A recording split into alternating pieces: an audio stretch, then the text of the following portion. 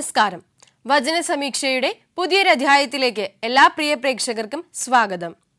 ഇന്നത്തെ വിചിന്തനത്തിനായുള്ള തിരുവചന ഭാഗം സങ്കീർത്തനങ്ങൾ 3-ാം അധ്യായം 3-ാം വാക്യം.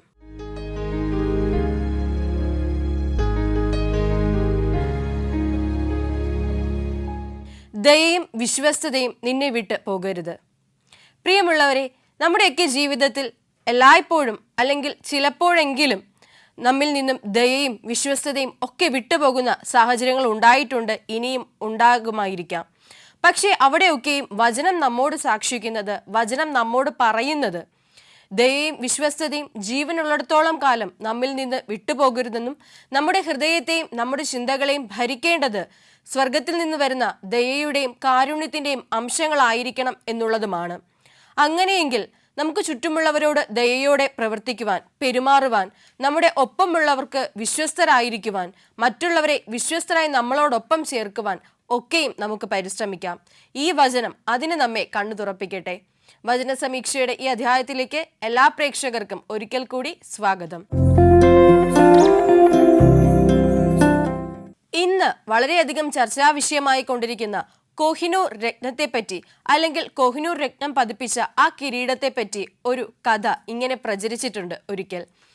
അന്ന് ഇന്ത്യയുടെ ഭരണാധികാരിയായിരുന്ന വിക്ടോറിയ രാജ്ഞിക്ക് ഇവിടത്തെ നാട്ടുരാജാവ് ബാലനായിരുന്ന സമയം തൻ്റെ സ്നേഹവും തൻ്റെ സൗഹാർദ്ദവും ഒക്കെ ഊട്ടിയുറപ്പിക്കുവാൻ ഒരു കിരീടം അല്ലെങ്കിൽ കോഹിനൂർ രത്നത്തെ തന്നെ ദാനമായി സമ്മാനമായി നൽകി. പിന്നീട് അതേക്കുറിച്ച് ആലോചിച്ച് ആ ബാലൻ വളരെയധികം സന്തോഷത്തോടെയായിരുന്നു തൻ്റെ ദിനങ്ങൾ മുന്നോട്ട് നീക്കിയത്. എന്നിരുന്നാലും ഒരു കൊച്ചു രാജകുമാരനായ താൻ ഇന്ത്യയുടെ തന്നെ ഭരണാധികാരിയായ വിക്ടോറിയ രാജ്ഞിക്കാണ് ഒരു കിരീടം അല്ലെങ്കിൽ ഒരു രത്നം നൽകിയത് എന്നുള്ള സന്തോഷത്തിൽ ആ ബാലൻ തൻ്റെ യൗവനവും കടന്ന് പിന്നീട് വാർദ്ധക്യത്തിലേക്ക് എത്തുന്ന സമയം, അന്ന് രാജാവായി മാറിയ ആ പഴയ ബാലൻ പിന്നീട് ആഗ്രഹിക്കുകയാണ് അന്ന് സമ്മാനമായി നൽകിയ ആ രത്നത്തെ ഒരിക്കൽ കൂടി കാണണമെന്ന്. അങ്ങനെ അപ്പോൾ തന്നെ വിക്ടോറിയ രാജ്ഞിക്ക് കത്തയക്കുകയും അങ്ങോട്ടേക്ക് പോവുകയും ചെയ്യുകയാണ്. ആ മ്യൂസിയത്തിൽ സൂക്ഷിച്ചിരിക്കുന്ന ആ കോഹിനൂർ രത്നം കണ്ട് ഇദ്ദേഹത്തിന് വളരെയധികം സന്തോഷമാവുകയും ചെയ്യുന്നു. എങ്കിലും അത് കയ്യിലെടുത്ത് ഒന്ന് തൊട്ടു തലോടാൻ അദ്ദേഹം ആഗ്രഹിക്കുന്നു. അത് വിക്ടോറിയ രാജ്ഞിയുമായി പങ്കുവെക്കുമ്പോൾ അവരും അത് സമ്മതിക്കുന്നു. പിന്നീട് എന്തായിരിക്കും സംഭവിച്ചിട്ടുണ്ടാവുക? അത് തൊട്ടു നോക്കിയിട്ട് തിരികെ കൊണ്ടുവരുവാനുള്ള ഒരു മനസ്സ്, ചെറിയ രീതിക്കുള്ള ഒരു മനസ്സിന്റെ ചാഞ്ചാട്ടമെങ്കിലും ആ രാജാവിന് ഉണ്ടായിട്ടുണ്ടാകുമോ ഇല്ലയോ എന്നുള്ള വിശേഷത്തിലേക്ക് നമുക്ക് മടങ്ങി വരാം. അതിനു മുൻപായി വചന സമീക്ഷയുടെ ഇന്നത്തെ 1-ാമത്തെ കോളറിലേക്ക് നമുക്ക് പോകാം. നമസ്കാരം, വചന സമീക്ഷയിലേക്ക് സ്വാഗതം. ആരാണ്? എന്റെ പേര് ബോബി എന്നാണ്, നെയ്യാറ്റിൻകരയിൽ നിന്ന് ബോബി അങ്കിൾ. അങ്കിൾ, വീട്ടിലാരൊക്കെയുണ്ട്? എന്റെ ഭാര്യ, ഞാൻ. ഓക്കെ, എല്ലാരും സന്തോഷമായിട്ടിരിക്കുന്നോ? പിന്നെ അവരെ മക്കളൊക്കെ ഉണ്ട്. ഒരാള് മൈസൂരിലാണ്, മൂത്തോള്. അവര് കുടുംബമായിട്ട് അവിടെ മൈസൂർ. ഓക്കെ, എല്ലാരും സന്തോഷമായിട്ടിരിക്കുന്നോ? അല്പ സന്തോഷം മാത്രമാണ്. ഓക്കെ, എന്തായാലും അല്പസന്തോഷത്തിലേക്ക് കുറച്ചധികം സന്തോഷം കൂടി ഈശോ തരുമാറാകട്ടെ. നമുക്ക് നമ്മുടെ ആദ്യത്തെ ചോദ്യത്തിലേക്ക് പോയാലോ? ഓക്കെ, അപ്പൊ അങ്കിളിന് വേണ്ടിയിട്ടുള്ള 1-ാമത്തെ ചോദ്യം ഇതാണ്: യഹോവ താൻ താങ്ങുന്ന തന്റെ ദാസനെ എങ്ങനെയാണ് പരിചയപ്പെടുത്തിയിരിക്കുന്നത്?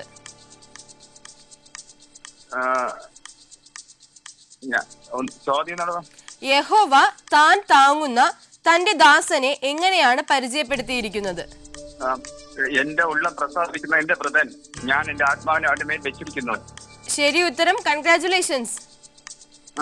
ഉത്തരം ഇതാണ്: എന്റെ ഉള്ളം പ്രമോദിക്കുന്ന എന്റെ തിരഞ്ഞെടുക്കപ്പെട്ടവൻ. ഓക്കെ, അത് ബൈബിളിൽ മാറ്റം ഉണ്ടാവുന്ന അനുസരിച്ച് ഉണ്ടാവുന്ന ചെറിയ മാറ്റങ്ങളാണ് വേർഡിങ്സില്. ഓക്കെ, നമുക്ക് 2-ാമത്തെ ചോദ്യത്തിലേക്ക് പോയാലോ? ഓക്കെ, അപ്പൊ അങ്കിളിന് വേണ്ടിയിട്ടുള്ള ചോദ്യം ഇതാണ്: യഹോവ തന്റെ ദാസന്റെ മേൽ വച്ചിരിക്കുന്നത് എന്താണ്? അവൻ ചെയ്യുന്നത് എന്താണ്?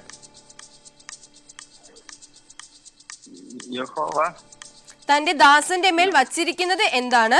അവൻ ചെയ്യുന്നത് എന്താണ്?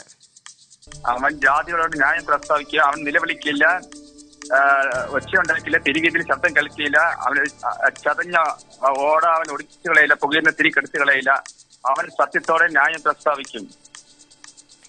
ക്വസ്റ്റ്യൻ ഒന്നും കൂടെ ഒന്ന് ക്ലിയർ ആയിട്ട് കേൾക്കോ? യഹോവ തന്റെ ദാസന്റെ മേൽ വച്ചിരിക്കുന്നത് എന്താണ്?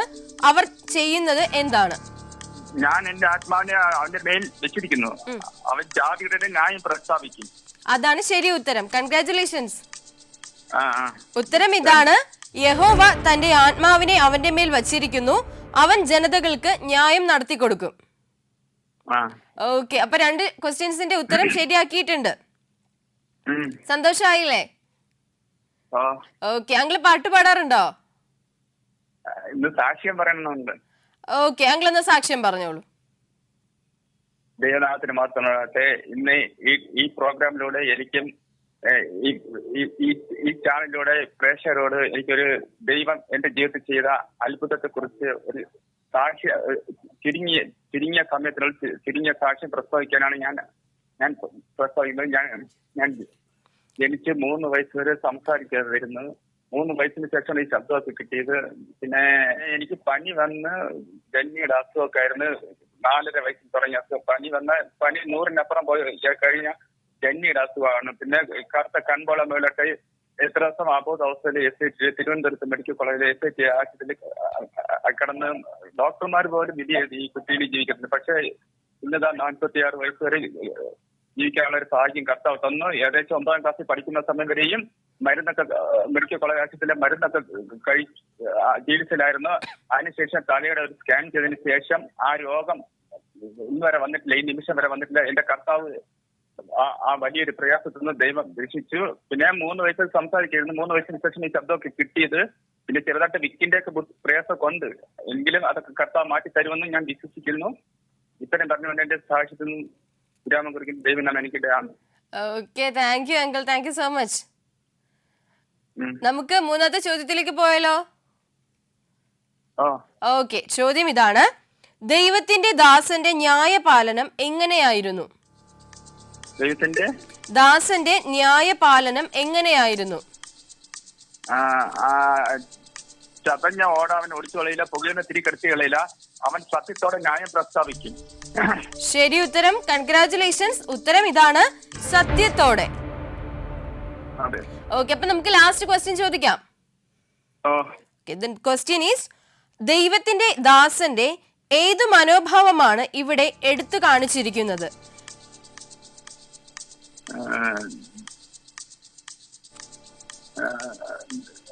ചതഞ്ഞ ഓടാവൻ ഒടിച്ചു കളയില്ല, പുകയുന്ന തിരി കെടുത്തി കളയില്ല. അത് ന്യായപാലനമാണ്. ദൈവത്തിന്റെ ദാസന്റെ ന്യായപാലനം.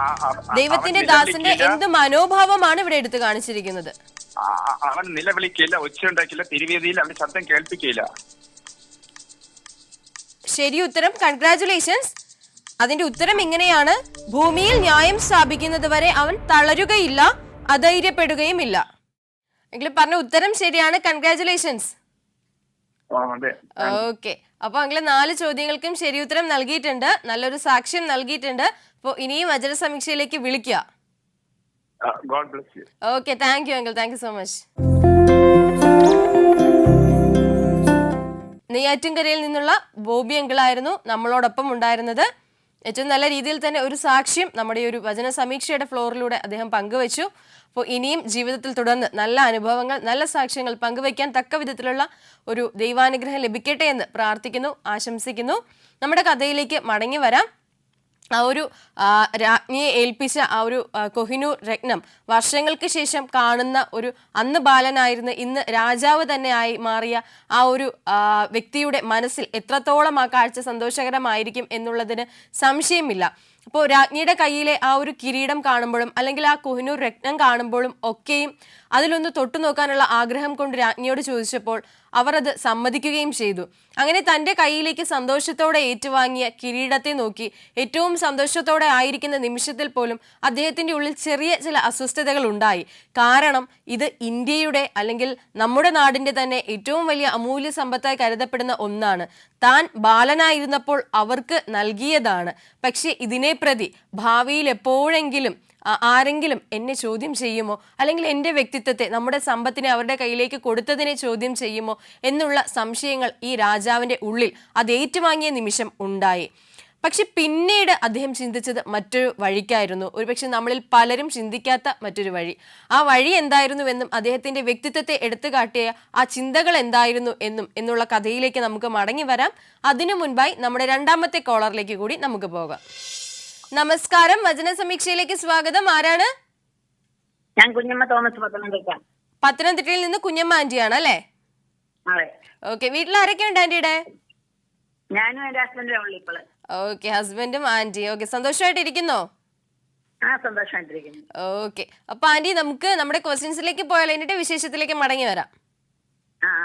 ഓക്കെ, അപ്പൊ കുഞ്ഞമ്മ ആന്റിക്ക് വേണ്ടിയിട്ടുള്ള ഒന്നാമത്തെ ചോദ്യം ഇതാണ്: അവിവേകിയുടെ ഹൃദയം ഗ്രഹിക്കുന്നത് എന്താണ്?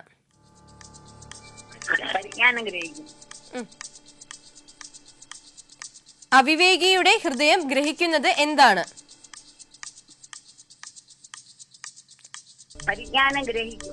ശരി ഉത്തരം, കൺഗ്രാറ്റുലേഷൻസ്. ഉത്തരം ഇതാണ്, പരിജ്ഞാനം. അപ്പൊ രണ്ടാമത്തെ ചോദ്യത്തിലേക്ക് പോയാലോ? ചോദ്യം ഇതാണ്: ആരുടെ നാവാണ് തടസ്സം കൂടാതെ വ്യക്തമായി സംസാരിക്കുന്നത്? അതും ശരി ഉത്തരം, കൺഗ്രാറ്റുലേഷൻസ്. ഉത്തരം ഇതാണ്, വിക്കന്മാരുടെ. അപ്പൊ രണ്ട് ചോദ്യങ്ങളും ശരി ഉത്തരം പറഞ്ഞു. അപ്പൊ നമുക്ക് ഇപ്പൊ ഒന്ന് കുറച്ച് വിശേഷത്തിലേക്ക് മടങ്ങി വരാം. ആന്റി പാട്ടൊക്കെ പാടാറുണ്ടോ? എന്നാ ഒരു പാട്ട് പാടാവോ? ഓക്കെ, പാടിക്കോളൂ. ഇന്നു കണ്ട മിത്രമിനെ കാണുകയില്ല, ഇന്നു വന്ന കഷ്ടമിനിയും വരികയില്ല. ബാധ നിന്റെ കൂടാരത്തിലടുക്കയില്ല, നിന്റെ കാലുകളിടറുകില്ല. ബാധ നിന്റെ കൂടാരത്തിലടുക്കയില്ല, നിന്റെ കാലുകളിടറുകില്ല. ആന്റി നന്നായിട്ട് പാടി കേട്ടോ. ഓക്കെ, അപ്പൊ നമുക്ക് എന്തായാലും ഇതേ സന്തോഷത്തിലെ മൂന്നാമത്തെ ചോദ്യത്തിലേക്ക് പോയാലോ? ഓക്കെ, ചോദ്യം ഇതാണ്: വഷളൻ സംസാരിക്കുന്നത് എന്താണ്? അവന്റെ ഹൃദയം പ്രവർത്തിക്കുന്നത് എങ്ങനാണ്? വഷളൻ പോഷത്വം സംസാരിക്കും, വഷളത്വം ചെയ്തും യഹോവയുടെ വിരോധമായി അബദ്ധം സംസാരിച്ചും വിശപ്പുള്ളവരെ പട്ടിണിയിട്ടും ദാഹമുള്ളവർക്ക് പാനം മുടക്കിയും കൊണ്ട് അവന്റെ ഹൃദയം നീതിയായിട്ട് പ്രവർത്തിക്കും. ശരി ഉത്തരം, കൺഗ്രാറ്റുലേഷൻസ്. ഉത്തരം ഇതാണ്, വഷളൻ സംസാരിക്കുന്നത് ഭോഷത്തരവും ഹൃദയം പ്രവർത്തിക്കുന്നത് നീതികേടും. ഓക്കെ, അപ്പോ 3 ചോദ്യങ്ങൾ ശരിയാക്കിയിട്ടുണ്ട്. നമുക്ക് നാലാമത്തെ ചോദ്യത്തിലേക്ക് പോയാലോ? ഓക്കെ, അപ്പോ ആന്റിക്ക് വേണ്ടിയിട്ടുള്ള നാലാമത്തെ ചോദ്യം ഇതാണ്: നീതിയോടും ന്യായത്തോടും ഭരണം നടത്തുന്നവർ ആരാണ്?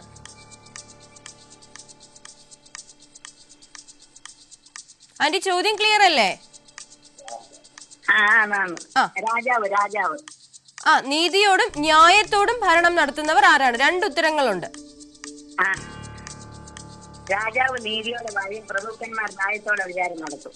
ശരി ഉത്തരം, കൺഗ്രാറ്റുലേഷൻസ്. ഉത്തരം ഇതാണ്, രാജാവ് നീതിയോടും പ്രഭുക്കന്മാർ ന്യായത്തോടും. അപ്പൊ ഇന്ന് ചോദിച്ച 4 ചോദ്യങ്ങൾക്ക് ശരി ഉത്തരം പറഞ്ഞു കഴിഞ്ഞു. സന്തോഷം തോന്നുന്നില്ലേ? ഓക്കെ, അപ്പൊ ആന്റി എന്തായാലും സന്തോഷമായിട്ടിരിക്കുക. എല്ലാവിധ പ്രാർത്ഥനാശംസകളും. ഓക്കെ, ഇനിയും വിളിക്കാം കേട്ടോ വചന സമീക്ഷയിലേക്ക്. Okay, thank you aunty, thank you. പത്തനംതിട്ടയിൽ നിന്നുള്ള കുഞ്ഞമ്മ ആന്റിയായിരുന്നു നമ്മളോടൊപ്പം കോളിൽ ഉണ്ടായിരുന്നത്. വളരെ സന്തോഷത്തോടു കൂടി നമുക്ക് വേണ്ടി ഒരു പാട്ടൊക്കെ പാടി എല്ലാ ചോദ്യങ്ങൾക്ക് ശരി ഉത്തരം നൽകി. അപ്പോൾ ആന്റിക്കും ആന്റിയുടെ കുടുംബത്തിനും ആന്റിയുടെ കൂടെയുള്ള അങ്കിളിനും ഒക്കെ എല്ലാവിധ പ്രാർത്ഥനകളും ഉണ്ടാകട്ടെ എന്ന്, അല്ലെങ്കിൽ അനുഗ്രഹങ്ങളും ഉണ്ടാകട്ടെ എന്ന് നമുക്ക് പ്രാർത്ഥിക്കാം. നമുക്ക് നമ്മുടെ കഥയുടെ ആ ഒരു അന്ത്യത്തിലേക്ക് അല്ലെങ്കിൽ ബാക്കിയുള്ള വിശേഷത്തിലേക്ക് കടന്നു വരാം. അപ്പോൾ രാജാവ് നമ്മൾ പറഞ്ഞു, സാധാരണ ഒരു മനുഷ്യൻ ചിന്തിക്കുന്ന രീതിയിൽ ഒരിക്കൽ കൊടുത്തത് തെറ്റായി പോയോ, ഇതിനേക്കാളും അമൂല്യമായ അല്ലെങ്കിൽ എനിക്കുള്ളതിനേക്കാളും അമൂല്യമായ സമ്പത്തല്ലേ എന്നുള്ള ഒരു ചിന്ത ഒരു പക്ഷേ രാജാവിൻ്റെ ഉള്ളിൽ വന്നിരിക്കാം എന്നുള്ളൊരു കഥയുടെ നിഗമനത്തിലേക്കായിരുന്നു നമ്മൾ എത്തി നിന്നത്. പക്ഷേ ആ ഒരു ചിന്ത ഉണ്ടായിരുന്നുവെങ്കിലും രാജാവ് പിന്നീട് അത് അപ്പാടെ മാറ്റിമറിച്ചുകൊണ്ട് ഇങ്ങനെയാണ് ചിന്തിച്ചത്, ഇങ്ങനെയാണ് സന്തോഷം കണ്ടെത്തിയത്. ബാലനായിരുന്നപ്പോൾ അറിഞ്ഞോ അറിയാതെയോ ചെയ്തു പോയതാണ്. പക്ഷേ ഇന്ന് അതിൻ്റെ പേരിൽ അല്ലെങ്കിൽ ആ ഒരു രത്നത്തിൻ്റെ പേരിൽ ഇന്ത്യ എന്ന നാടിനെ കുറിച്ച് എല്ലാവരും അറിയപ്പെടും, അല്ലെങ്കിൽ ഭാവിയിൽ എപ്പോഴെങ്കിലും ഇത് എവിടെ നിന്ന് വന്നു, അല്ലെങ്കിൽ ഇത്രയും അമൂല്യമായ സമ്പത്ത് എവിടെ നിന്നാണ് നിങ്ങൾക്ക് കിട്ടിയത്, അല്ലെങ്കിൽ ഇവിടെ സൂക്ഷിക്കുന്നത് എന്നുള്ള ഒരു ചോദ്യത്തിന് ഉത്തരമായി ഇന്ത്യ എന്ന ആ ഒരു രാജ്യത്തിൻ്റെ പേര് അറിയപ്പെടും എന്നുള്ള സന്തോഷത്തിൽ അദ്ദേഹം ആ ഒരു സന്തോഷം കണ്ടെത്തുകയാണ്, അല്ലെങ്കിൽ ആശ്വസിക്കുകയാണ്. ഉടനെ തന്നെ അദ്ദേഹം ആ രാജ്ഞിയോട് പറയുന്നുണ്ട്, എൻ്റെ ബാല്യത്തിൽ ഞാൻ ബാലനായിരുന്നപ്പോൾ അറിഞ്ഞോ അറിയാതെയോ നിങ്ങളുടെ കയ്യിൽ ഏൽപ്പിച്ച എൻ്റെ സന്തോഷത്തിൻ്റെ സമ്മാനമാണിത്. പക്ഷേ ഇന്ന് ഞാൻ ഇതിൽ ഒട്ടും തന്നെ വിഷമിക്കുകയോ എൻ്റെ ദുഃഖം പ്രകടിപ്പിക്കുകയോ ചെയ്യുന്നില്ല. മറിച്ച് ഞാൻ വളരെയധികം അഭിമാനത്തോടും സന്തോഷത്തോടും കൂടി ഒരു രാജാവെന്ന നിലയിൽ നിങ്ങളുടെ കയ്യിലേക്ക് വീണ്ടും ഒരിക്കൽ കൂടി സമ്മാനിക്കുകയാണ്. ഇത് കേട്ട് രാജ്ഞിക്ക് പോലും അതിശയമുണ്ടായി. ഒരുപക്ഷെ ഒരു നിമിഷത്തേക്കെങ്കിലും അദ്ദേഹത്തിന് ദുഃഖമുണ്ടാകുമോ എന്ന സംശയത്താൽ. പക്ഷേ രാജ്ഞിയും സന്തോഷത്തോടു കൂടി വീണ്ടും അത് ആ കരങ്ങൾ കൊണ്ട് സ്വീകരിക്കുകയാണ്. അതായത് ഒരിക്കൽ നൽകപ്പെട്ടത് പിന്നീട് ഒരിക്കൽ വീണ്ടും നൽകപ്പെടുന്നു. അപ്പോൾ ഇതിന്റെ സാരാംശത്തിലേക്ക്, സന്ദേശത്തിലേക്കും നമുക്ക് മടങ്ങി വരാം. അതിനു മുൻപായി നമ്മുടെ ഇന്നത്തെ അവസാനത്തെ കോളറിലേക്ക് കൂടി നമുക്ക് പോകാം. നമസ്കാരം, വചന സമീക്ഷയിലേക്ക് സ്വാഗതം. ആരാണ്? സാറാം ആന്റിയാണ്. ആന്റി എവിടെ നിന്ന് വിളിക്കുന്നു? കോട്ടയം പുല്ലരിക്കുന്ന്. ഓക്കെ, കോട്ടയത്തു നിന്നാണ്. ആന്റിയുടെ വീട്ടിലാരൊക്കെയുണ്ട്? ഇപ്പൊ ആരുമില്ല, ഒത്തുമോളുണ്ട്, ഞാനും ഉണ്ട്, അത്രേ ഉള്ളൂ. ആന്റി വർക്ക് ചെയ്യുന്നുണ്ടോ? ഇല്ല മോനെ, വർക്ക് ചെയ്യുന്നൊന്നുമില്ല. ഓക്കെ, അപ്പൊ വീട്ടിലുണ്ട് അല്ലേ? അതെ, വീട്ടിലുണ്ട്. ഓക്കെ, അപ്പൊ സന്തോഷമായിട്ട് ഇരിക്കാം. നമുക്ക് എന്തായാലും നമ്മുടെ വചന സമീക്ഷയുടെ ഒന്നാമത്തെ ചോദ്യത്തിലേക്ക് കയറിയാലോ? ആയിക്കോട്ടെ. ഓക്കെ, അപ്പൊ ആന്റിക്ക് വേണ്ടിയിട്ടുള്ള ഒന്നാമത്തെ ചോദ്യം ഇതാണ്: വാളിന്റെ മുൻപിൽ നിന്ന് ഓടിപ്പോകുന്ന യൗവനക്കാർ എന്തായി തീരും? വാളിന്റെ മുൻപിൽ നിന്ന് ഓടിപ്പോകുന്ന യൗവനക്കാർ എന്തായി തീരും? വാളാൽ വീഴും. ആന്റി ഒന്നും കൂടെ ഒന്ന് ചിന്തിച്ചിട്ട് പറയാവോ? ഊഴിയ വേലക്കാരായി തീരും.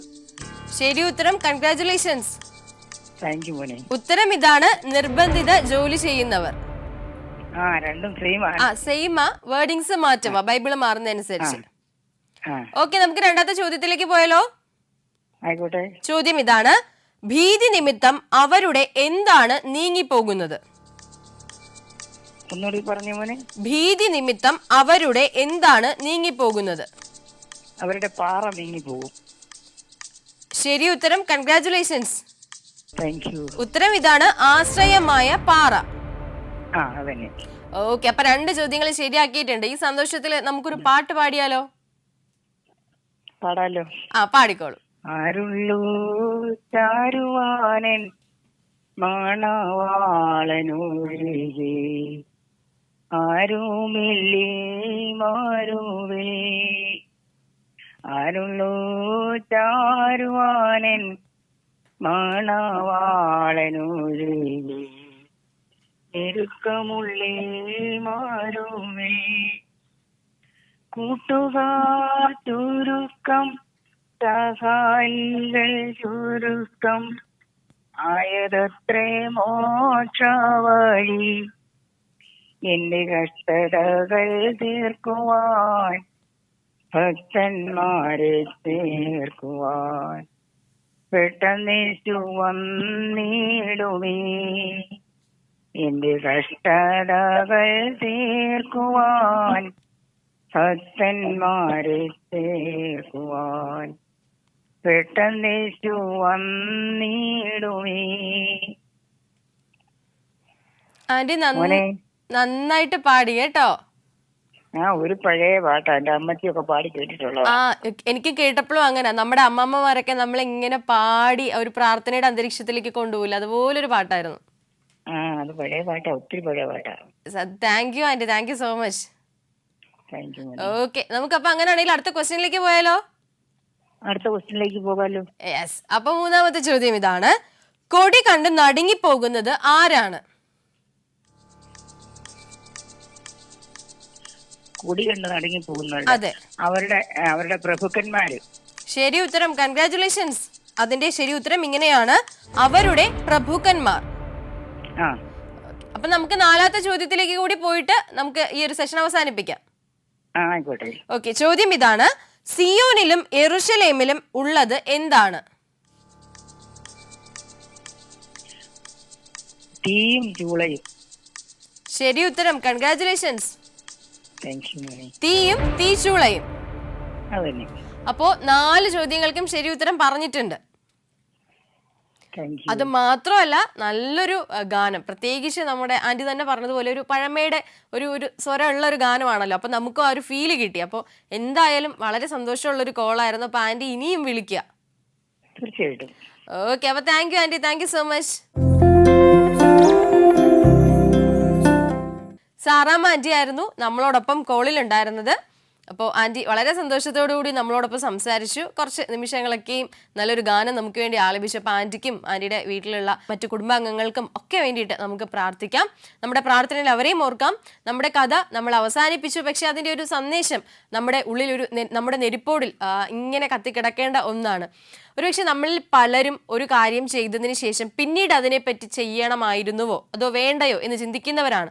ഒരുപക്ഷെ അത് പശ്ചാത്താപത്തിലേക്കും അല്ലെങ്കിൽ രണ്ടാമതൊരു ചിന്തയിലേക്കും ഒക്കെ നമ്മളെ കൊണ്ടുപോകുമ്പോൾ പലപ്പോഴും നമുക്ക് വിഷമമായിരിക്കാം അല്ലെങ്കിൽ വേദന ആയിരിക്കാം ഉണ്ടാവുക. ഒരു നിമിഷം കൊണ്ട് എൻ്റെ കയ്യിൽ നിന്ന് അങ്ങനെ സംഭവിച്ചു പോയല്ലോ, അല്ലെങ്കിൽ ഞാൻ കൊടുത്തല്ലോ. വിശുദ്ധ ഗ്രന്ഥത്തിൽ തന്നെ പറയുന്നുണ്ട്, കലപ്പയിൽ കൈവച്ചിട്ട് പിന്തിരിഞ്ഞ് നോക്കുന്നത് എന്തിനാണ് എന്നുള്ള ഒരു ചോദ്യം. അപ്പോൾ നമ്മൾ ഒരിക്കൽ കൊടുത്ത സമ്മാനങ്ങൾക്ക് അല്ലെങ്കിൽ ഒരിക്കൽ കൊടുത്ത സ്നേഹത്തിന് പിന്നീട് ഒരിക്കലും അതിനെക്കുറിച്ച് ഓർത്ത് പശ്ചാത്തപിക്കുവാൻ നമുക്ക് ഇടയുണ്ടാകരുത്. കാരണം സ്നേഹം എന്ന വാക്കിനർത്ഥം തന്നെ, അല്ലെങ്കിൽ സ്നേഹം എന്നത് തന്നെ ദൈവമാണ്. ആ സ്നേഹ സമ്മാനം എന്നതും ദൈവത്തിൻ്റെ സ്നേഹമാണ്. അപ്പോൾ ഒരിക്കൽ നമ്മുടെ ജീവിതത്തിൽ അല്ലെങ്കിൽ ഇന്നലകളിൽ നമ്മൾ കൊടുത്ത സമ്മാനങ്ങളെ പ്രതിയോ നമ്മൾ കൊടുത്ത സ്നേഹത്തെ പ്രതിയോ ഇന്ന് അവർ നമുക്ക് എന്ത് ദ്രോഹം ചെയ്താലും, നമ്മളെ എത്രത്തോളം വേദനിപ്പിച്ചാലും നൊമ്പരപ്പെടുത്തിയാലും ഒരു കാലത്ത് അവർ നമുക്ക് ആരൊക്കെയോ ആയിരുന്നു. അതുകൊണ്ടാണ് നമ്മൾ അവരെ സ്നേഹിച്ചത്, അതുകൊണ്ടാണ് നമ്മൾ അവർക്ക് സമ്മാനങ്ങൾ നൽകിയത്. അപ്പോൾ ആ ഇന്നലകളിലെ ആ സ്നേഹത്തെ ഇന്ന് ഒരിക്കലും വെറുക്കാതെ അല്ലെങ്കിൽ വെറുപ്പിന്റെ കണികകളോ അംശങ്ങളോ കാണിക്കാതെ ഇന്നലകളിലെ ഓർമ്മകളിലേക്ക് ചേർത്ത് പിടിക്കുവാൻ നമുക്ക് സാധിക്കണം. അങ്ങനെയെങ്കിൽ ഇന്നുകളിൽ നാം ജീവിക്കുമ്പോൾ മറ്റുള്ളവരെ വെറുക്കുവാനോ മറ്റുള്ളവർക്ക് എതിരെ തിന്മ പ്രവർത്തിക്കുവാനോ അവർക്കെതിരെ ദോഷം ചെയ്യുവാനോ നാം ചിന്തിക്കുമ്പോൾ തന്നെ അത് രണ്ടാമതൊന്ന് ചെയ്യുവാനായിട്ട് നമ്മൾ മടിക്കും. കാരണം സ്നേഹമെന്ന വാക്കിൻ്റെ അടിസ്ഥാനമായിട്ടുള്ള ദൈവസ്നേഹത്തിൽ അടിയുറച്ച് വിശ്വസിക്കുന്ന, ക്രൂശിതനിൽ അടിയുറച്ച് വിശ്വസിക്കുന്ന, എന്തിനേറെ പറയുന്നു, ഈ ലോകത്തെ മുഴുവൻ സ്നേഹിച്ച് തൻ്റെ ജീവനെയും തൻ്റെ ജീവിതവും ഒക്കെ നൽകിയ ആ ഒരു മരപ്പണിക്കാരനെ സ്നേഹിക്കുന്ന, ആ ഒരു 33കാരനെ സ്നേഹിക്കുന്നവൻ്റെ മക്കളല്ലേ നമ്മളെല്ലാവരും. അപ്പോൾ അങ്ങനെയെങ്കിൽ ആ സ്നേഹം മുന്നോട്ട് കൊണ്ടുപോകുവാൻ ഇന്നലകളിലെ വെറുപ്പിനെയും ഇന്നലകളിലെ ദേഷ്യങ്ങളെയും ഇന്നലകളിലെ തിന്മകളെയും ഇന്നലകളിലെ വേദനകളെയും നൊമ്പരങ്ങളെയും ഒക്കെ നമുക്ക് നൽകുന്നവരെ ഇന്നുകളിൽ കൂടി ചേർത്ത് നിർത്തുവാൻ നമുക്ക് സാധിക്കട്ടെ. സമ്മാനങ്ങൾ ഇനിയും നൽകുവാൻ, സ്നേഹം ഇനിയും നൽകുവാൻ, വാരിക്കോരി ചൊരിയുവാൻ, നമ്മുടെ ജീവിതങ്ങൾ മറ്റുള്ളവർക്ക് കൂടി സമ്മാനിക്കുവാൻ നമുക്ക് സാധിക്കട്ടെ. അതിന് തമ്പുരാൻ വലിയ കൃപയും ഈശോ വലിയ അനുഗ്രഹങ്ങളും നമുക്ക് നൽകട്ടെ എന്ന് പ്രാർത്ഥിക്കുന്നു, ആശംസിക്കുന്നു. വചന സമീക്ഷയുടെ ഈ ഒരു അധ്യായം ഇവിടെ പൂർണ്ണമാകുന്നു. പുതിയൊരു അധ്യായത്തിൽ നമുക്ക് വീണ്ടും കണ്ടുമുട്ടാം. നന്ദി, നമസ്കാരം.